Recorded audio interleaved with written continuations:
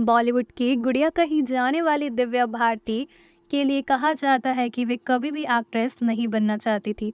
Reports की माने तो वह स्कूल की झिकझिक से छुटकारा पाने के लिए मौका मिलते ही फिल्मों में आ गई। फिल्म इंडस्ट्री में कदम रखते ही दिव्या हर किसी के दिलों पर छा गई।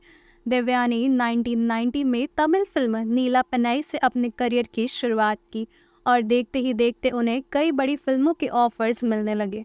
दिव्या साउथ के साथ साथ बॉलीवुड पर भी राज करने लगी। 25 फरवरी 1974 को जन्मी दिव्या ने सिर्फ 2 साल में 12 फिल्में दी। इस दौरान उन्होंने शाहरुख खान, ऋषि कपूर, सनी देओल और गोविंदा जैसे तमाम कलाकारों के साथ काम किया। कुछ ही समय में दिव्या सबसे तेज चमकने वाला सितारा बन गई थी। लेकिन ये सितारा जितनी तेजी से चमका उतनी ही तेजी से अस्त भी हो गया। 5 अप्रैल 1992 को उनके 5 मंजिला घर से गिरकर मौत हो गई। हालांकि उनकी मौत के बाद उनको लेकर कई तरह की बातें सामने आई जो किसी को भी होश उड़ाने के लिए काफ़ी है। दिव्या भारती के निधन के बाद उनकी कई फिल्में रिलीज़ की गई। इन्हीं में से उनकी एक फिल्म थी रंग, जिसकी स्क्रीनिंग के दौरान ऐसा हादसा हुआ कि सभी चौंक गए। ये बात करीब 30 साल पहले की है।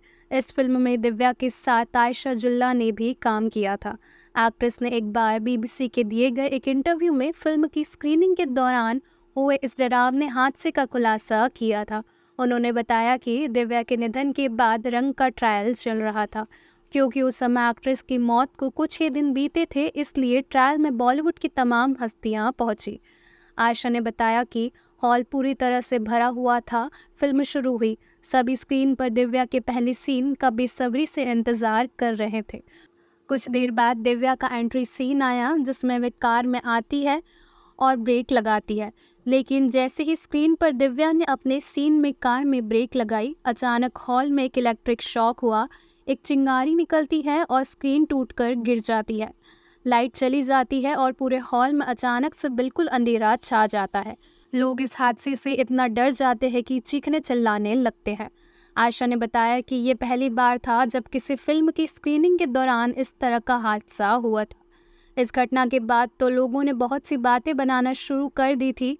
कई लोग तो यहाँ तक कहने लगे थे कि उस दिन हॉल में दिव्या भारती की आत्मा आई थी। हालांकि सच्चाई क्या थी ये तो किसी को नहीं पता। आयशा यह भी बता चुकी है कि दिव्या भारती के साथ उनकी बहुत अच्छी बॉन्डिंग थी। दोनों अक्सर शॉपिंग के लिए भी साथ जाया करते थे। इसी के साथ आयशा ने दिव्या से जुड़ी एक और अजीब बात बताई। आयशा ने कहा कि दिव्या हर काम को बहुत जल्दबाजी में करना चाहती थी, चाहे बात उनके पर्सनल लाइफ की हो या फिर प्रोफेशनल। वे हमेशा कहती थी कि जल्दी करो, जल्दी चलो, ज़िंदगी बहुत छोटी है। उनके निधन के बाद कई बार ऐसा लगा कि शायद उन्हें पता था कि उनकी ज़िंदगी बहुत छोटी है। ऐसी ही एंटरटेनमेंट वर्ल्ड की और खबरों के लिए बने रहिएगा स्पीड न्यूज़ के साथ।